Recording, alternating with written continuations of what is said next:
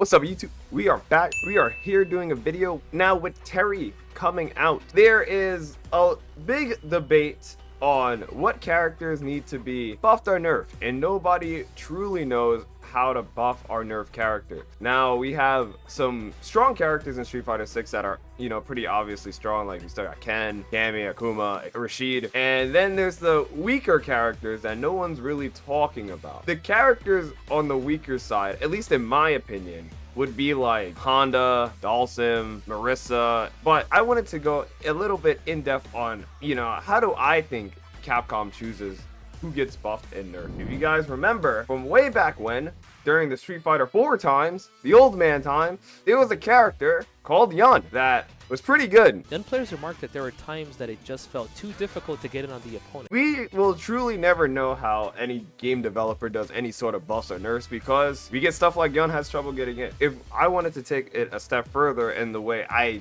believe games would do buffs or nerfs, we look at the data. Shout out to Cat Cammy for doing all this. Cammy's doing pretty well for herself. Best character in the game according to the stats. You got Ken, Akuma, Bison, and surprisingly JP. And then on the lower half, we have Marissa, which is, actually surprisingly low in my opinion. Ryu, Honda, Jamie, and Lily. What I wanted to talk about was not the top 5 and the bottom 5. It was kind of the characters a little bit before here. So like the Dalsim, Aki, Zangief, Juri, and Chun is what will round out the rest of the bottom 10. And I'm gonna be fair, I do think Dalsim's kind of weak. I think Sim would probably be on the lower half of a tier list if I were to make one. But then these characters here are strong in my opinion, but I do think they're underrepresented. I think Aki's a weird character, but I think she's pretty good in the game. And then Zangief is always weird because Gief could be strong or weak, but there's only very few people in the world with the actual muscle power mentality to actually want to play Gief. I feel like there's only like a handful of people who like dedicate, time and craft to playing Gief so much and so well. I'm gonna be honest, I think Juri's down here because she is boring. You guys know me, I really hate Juri. I think Juri's easily the most boring fighting game character I've ever seen, and that is saying something. And then Chun-Li. Chun-Li's kind of awkward. I don't think she's bad, but this is why it's kind of hard to go off of stats because I don't think she's as bad as people make her out to be. But then if we don't base our buffs and nerfs off of bracket, we would go to the actual online. So I sorted this between, Master Rank and above, and according to Master Rank and above, Dalsim's the best character in the game. I don't know if that's true or not. Maybe we should be nerfing Dalsim. Dalsim and Honda and Kimberly would all be top 3 in the game, which I consider to probably be bottom 5, bottom 10-ish. And then if you scroll all the way to the bottom, Ryu's the worst in the game, which is kind of crazy because just won UFA. Akuma, which easily not the worst. And, there's an argument for Jake. It is kind of a weird way to balance fighting games. If it were up to me, there needs to be a consensus or like I don't want to say top player get together to discuss what characters are strong and weak, but more of top players understanding what characters are strong and weak, and then agreeing that, some characters are stronger than others and some characters are weaker than others. But also, you do need to balance for like the silvers and the golds. If they're getting beat up by Honda because Honda just spam and headbutt, they need some help as well, because like I play Overwatch and like they used to nerf characters that were strong in lower rank. If Dalsim is truly the best according to this graph, which I don't think Dalsim's the best, that would be the Street Fighter 5 route, because like I thought Dalsim was pretty hard to play in 5. He was definitely probably top 3 hardest characters to play in 5, and he was the strongest at the end. So if you want to do it like that, then like Street Fighter 5 did it right. I don't know, like I wish developers were more transparent with how they nerf and buff characters.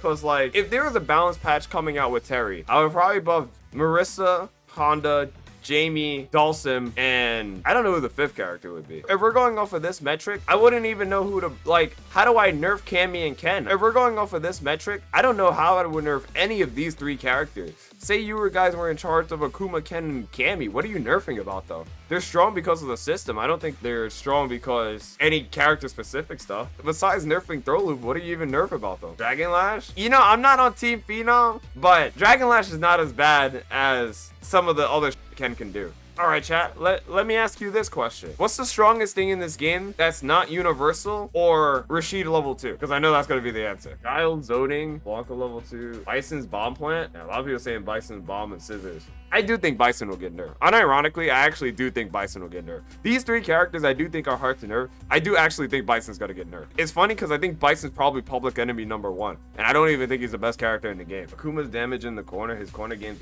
uber busted. I mean, his damage is kind of high. But like I said, I also think complaining about high damage is kind of universal because like Ken, Cammy, Akuma, Bison, Luke, DJ, Ed, Guile, Rashid, Blanca, Manon sometimes, Chun-Li, Juri, Geef, Aki, Dalsim, Lily, Honda, Ryu, and Marissa all do extremely high damage. Like, most of the game does high damage. Like I said, I do think it's hard to balance this game because, like, I do feel like all the stuff people complain about is kind of universal. I do think they need different health values, CJ. That's 1000% my change for the game. I think you need different health values, gut scaling. I think all the fighting game stuff that they took out of this game needs to come back. It helps balance the fighting game. I think having different health values is super important. I do not understand why they took away different health values. I think that's so criminal. I would drop health and damage, but I guess then the characters who don't lose health value would be stronger. Characters who wouldn't lose health would be the weaker ones.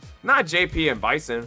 I think if JP and Bison didn't lose health, I couldn't imagine them not having 1,000. I think JP and Bison would stay. Same with DJ. And I think they're strong. And I wouldn't drop Luke's health either. It would be cool if Marissa's high damage is actually unique to her.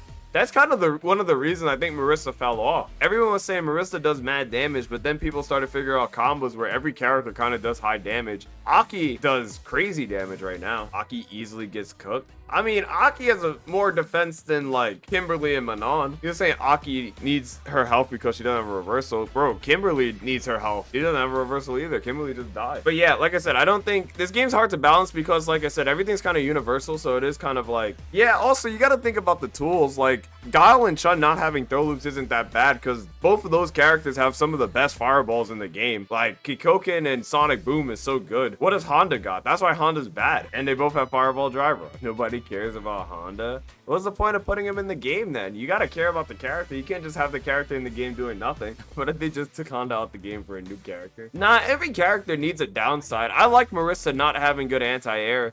It helps add to a reason why she would struggle. But that's what the characters up here need. But like, it's hard for the characters up here because the reasons they're good is kind of universal. And like, I would try to name something bad about these characters, but like with Cammy, I guess the argument would be she doesn't have a fireball or her drive rush isn't that good. But aside from those two, I can't really think of anything else. Before, you could just use the health excuse and be like, oh, my character needs all this because I have 900 health, which is a fine excuse. That's kind of the excuse Akuma players use now. Let me know what you guys think. Do you guys think, you know, Honda's actually the worst? Do you think Honda needs help getting in? But I will see you guys next video. But also, don't forget to sub to the channel and, you know, like, comment, and subscribe.